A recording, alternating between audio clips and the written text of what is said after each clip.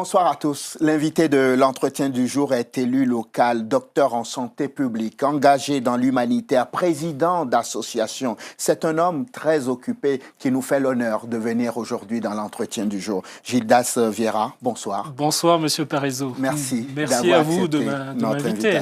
Merci à vous. J'aurais pu ajouter à votre présentation que vous êtes président du mouvement sociopolitique La France Autrement. Et c'est peut-être même l'essentiel aujourd'hui.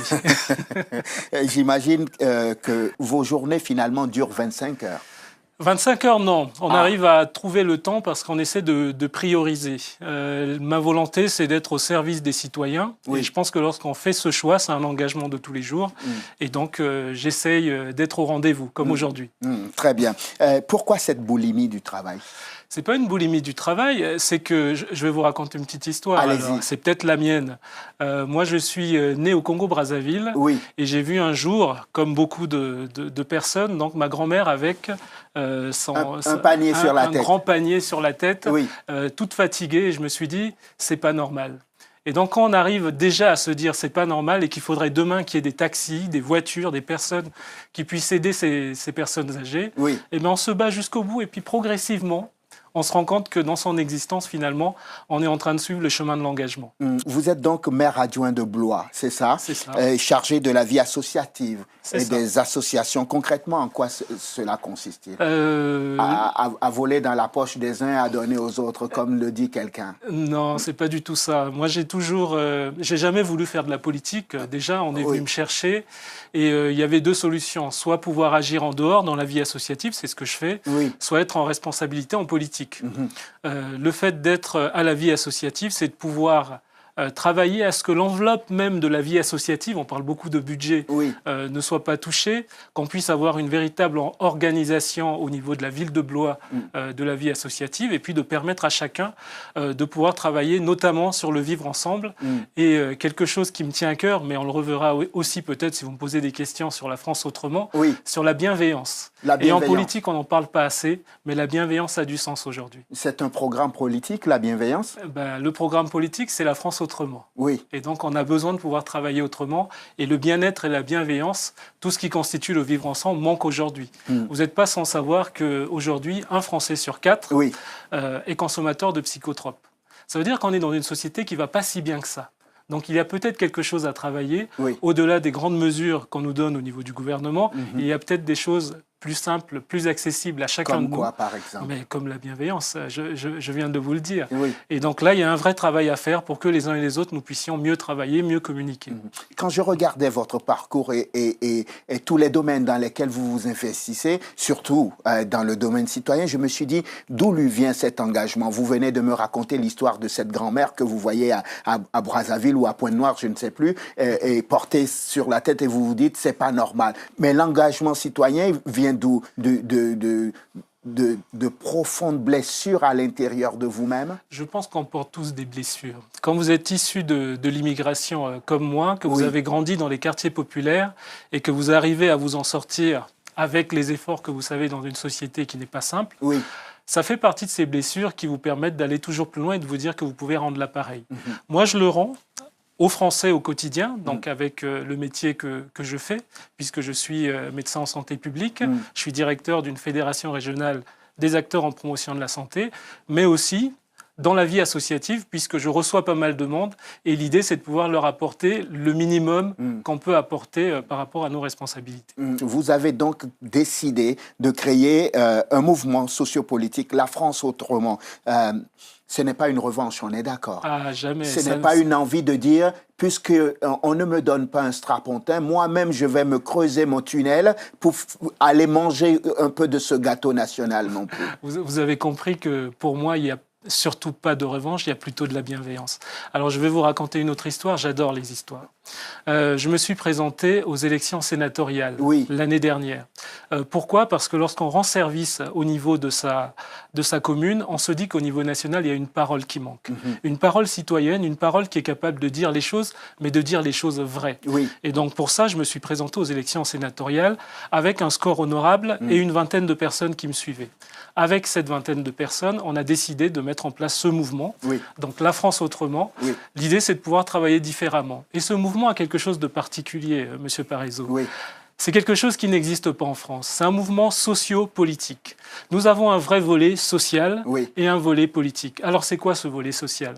C'est lorsqu'on travaille sur la vie associative et qu'on décide, et là je vais peut-être tirer un coup de gueule, permettez-moi, lorsqu'on travaille par exemple sur les personnes âgées et qu'on se rend compte qu'aujourd'hui en France, il y a une véritable maltraitance institutionnelle des personnes âgées dans les maisons de retraite ou à domicile, on se dit qu'il y a vraiment quelque chose à faire.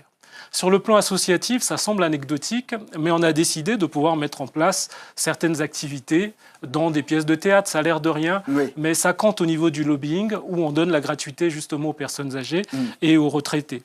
Ça, c'est anecdotique, mais ça fait partie de la partie associative, faire et être sur le terrain.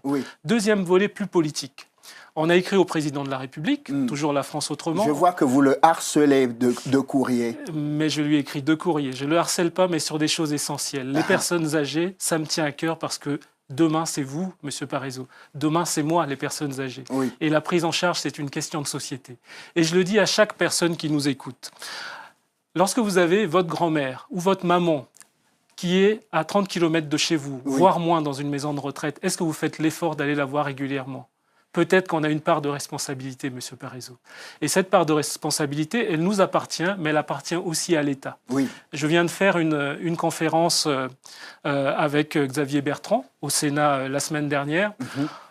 Évidemment, on déploie beaucoup d'énergie, beaucoup d'intelligence, mais on oublie l'essentiel. L'essentiel, c'est de pouvoir faire et de faire des choix de politique publique. Et ces choix ne sont pas faits. Ces choix ne sont pas faits. Moi qui pensais que vous aviez créé la France autrement parce que vous avez tellement été déçu d'abord d'avoir perdu les sénatoriales, ensuite de ne plus faire partir de la France, le parti du président, c'est La République en marche. La République en marche, et que vous vous êtes dit, bon, voilà, puisqu'ils ne veulent pas de moi, je vais aller créer mon propre mouvement, parce que voilà, j'ai donné de mon temps quand il était candidat, maintenant qu'il est arrivé au pouvoir, il m'a oublié, je vais créer un mouvement, et peut-être qu'un jour, moi aussi, je vais y arriver. Vous savez ce que j'aime chez vous, Monsieur Parisot, c'est votre côté taquin.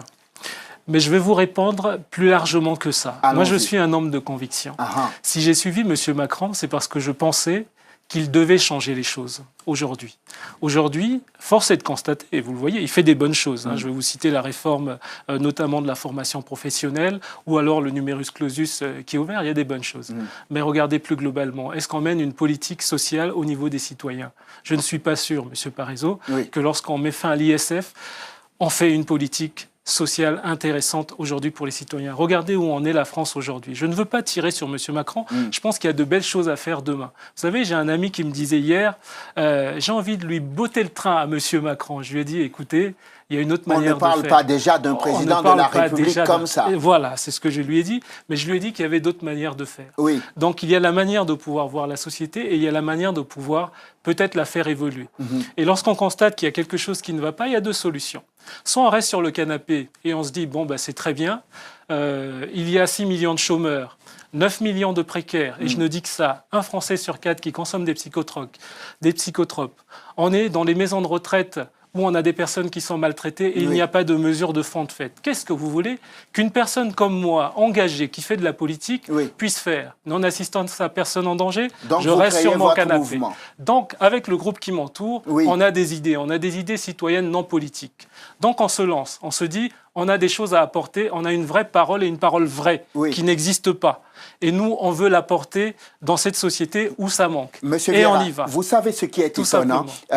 J'ai reçu à longueur d'heures, de jours, de semaines, d'années, sur ce même plateau, beaucoup d'hommes engagés, dont les cœurs battent véritablement pour une cause. Et je me dis, tiens, si tous ces hommes mettaient en pratique ne serait-ce qu'1% de ce qu'ils m'ont dit un jour sur ce plateau, le monde irait mieux. Alors, je vais vous raconter une autre histoire. Vous avez compris que j'aimais bien... Ça sera la troisième, vous finirez par payer. Et peut-être la dernière, mais je paierai mon coup, il n'y a pas de souci après. C'est l'histoire du fameux colibri que vous connaissez peut-être. Vous connaissez? Non, je ne connais pas. Alors je vais vous la raconter. Il faut que ça reste... On va la partager avec nos téléspectateurs. Complètement. Donc, c'est un colibri qui se retrouve en pleine forêt avec un incendie.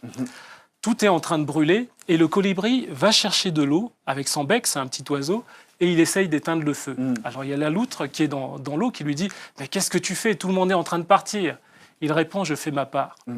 Monsieur Parisot, je fais ma part et je vais aller plus loin que ça. J'ai besoin que chacun de nous puisse faire sa part. Si vous faites votre part, si je fais ma part, vous m'avez demandé pourquoi je m'engageais au quotidien. Eh bien, je m'engage parce que j'ai besoin de faire ma part. Parce que je sais que demain, si 2, 3, 4, 5 personnes font la même chose que moi, on vivra mieux. Et quand je vous parle de bienveillance, Monsieur Parisot, ça ne date pas d'aujourd'hui. Vous avez dit que vous receviez des gens sur votre plateau qui ne faisaient pas un tiers de ce qu'ils avaient à faire.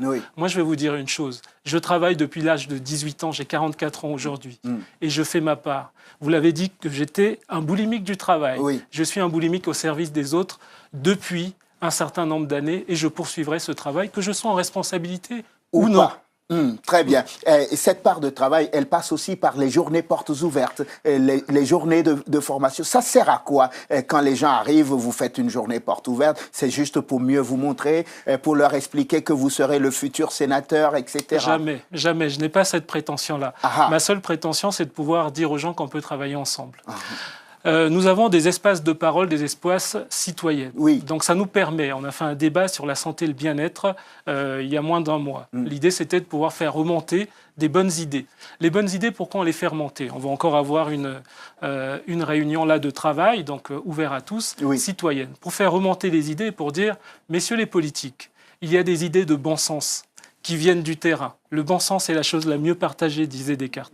On voit que ce n'est pas forcément le cas au sommet de l'État, où on vit peut-être sur d'autres sphères. Nous vivons avec le citoyen, nous voyons les choses et nous avons envie de leur faire partager ça. Donc sur notre site internet, ils vont trouver quelques idées. La France Autrement va porter quelques idées et on va leur donner. Soit ils le portent, soit alors on le portera. Mais en tout cas, on fera un lobbying nécessaire pour que le citoyen lambda de classe moyenne, aujourd'hui, qui souffre, peut-être puisse regarder la France sous un autre regard et donc agir autrement. Parfois, je me pose la question de savoir si ce mouvement n'est pas, on va dire, un sas pour de plus grandes ambitions, au-delà de l'ambition d'aider le citoyen lambda, au-delà de se mettre à la place de l'homme qu'on croise tous les matins à la boulangerie du coin et qui aurait besoin qu'on lui achète juste une canne. Vous avez raison de vous poser la question et beaucoup de gens se posent la question. Évidemment, on ne fait pas un mouvement pour rien. Lorsqu'on est en responsabilité, comme aujourd'hui à la ville de Blois, je suis en responsabilité avec une équipe, évidemment, on a l'occasion de faire bien plus. Si demain on était en responsabilité, on pourrait faire bien plus et mieux. Mais maintenant, pourquoi vous voulez que ce ne soit qu'un sas ? À partir du moment où on rend service, à partir du moment où on fait bouger les lignes. Mais allons-y ensemble et faisons bouger les lignes. Alors, ayant une autre vision de société, par exemple, puisqu'on a une vision globale.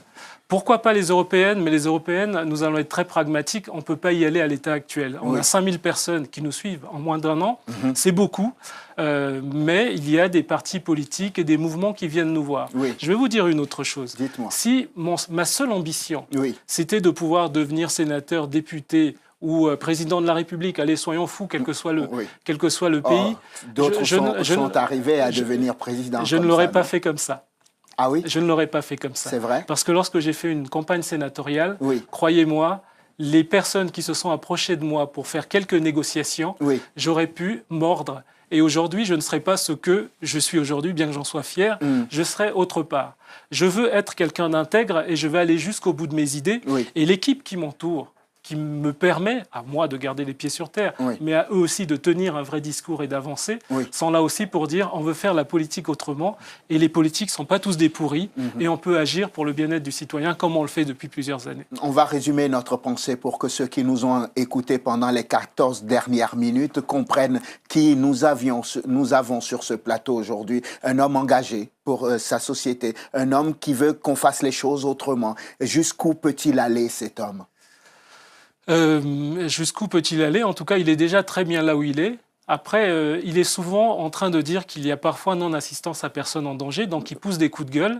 Je vous ai poussé un petit coup de gueule sur les personnes âgées, et ça me tient vraiment à cœur. C'est un thème qui vous... Et vous avez sans doute été traumatisé par grand-mère depuis Brazzaville, finalement. Disons que j'ai aussi travaillé en maison de retraite ici, donc je suis conscient des réalités que certains n'ont pas forcément en tête, et je suis surtout conscient du fait qu'on est dans une société assez individualiste, qu'il faut entièrement changer, et que le rapport à nos anciens doit pouvoir évoluer.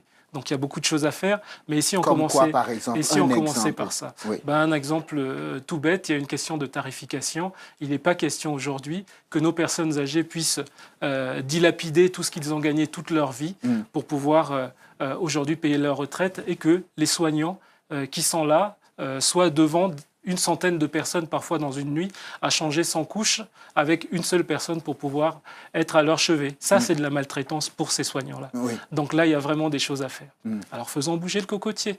Ce sera ma dernière question. Je sais qu'au sein de la France Autrement, il y a beaucoup d'agitation intellectuelle. Il y a toujours un sujet sur lequel vous réfléchissez constamment.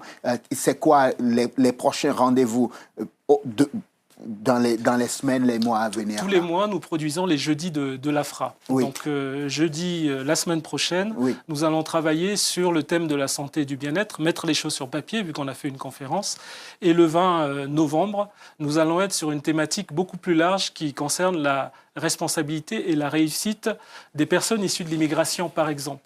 Donc, c'est un thème qui a du sens. Et lorsqu'on parle d'immigration et de bateaux Aquarius, par exemple, malheureusement qu'on n'est pas en capacité parfois de pouvoir rapatrier rapidement, alors qu'on parle d'humains au centre de nos préoccupations. Et non de bétail. Et non de bétail, je trouve ça dommage.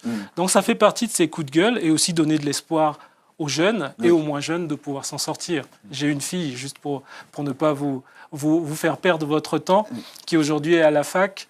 Elle ne sait pas si après son bac plus 3, bac plus 5, elle trouvera du boulot dans une société où on a 6 millions de chômeurs, alors que nous sommes la 7e puissance économique mondiale, juste derrière l'Inde qui vient de nous passer devant. Donc à un moment donné, posons-nous les vraies questions. Et se lever et se retrousser les manches. Tous. Gildas Vieira, merci. Mais je vous remercie, M. Parisot. Président du mouvement La France Autrement, enseignant, chercheur, conférencier en santé publique. Je vais arrêter là parce qu'on ne va pas donner votre CV entièrement. Personne ne veut plus vous recruter. Vous êtes suffisamment occupé déjà. J'aime beaucoup ce que vous faites, M. Parisot. Je tenais à vous le dire. Merci infiniment. Merci à vous de nous avoir suivis. Je vous souhaite de passer une excellente suite de programmes, évidemment sur Télésud. On se retrouve demain pour un nouveau numéro de l'entretien du jour. D'ici là, portez-vous bien. À demain.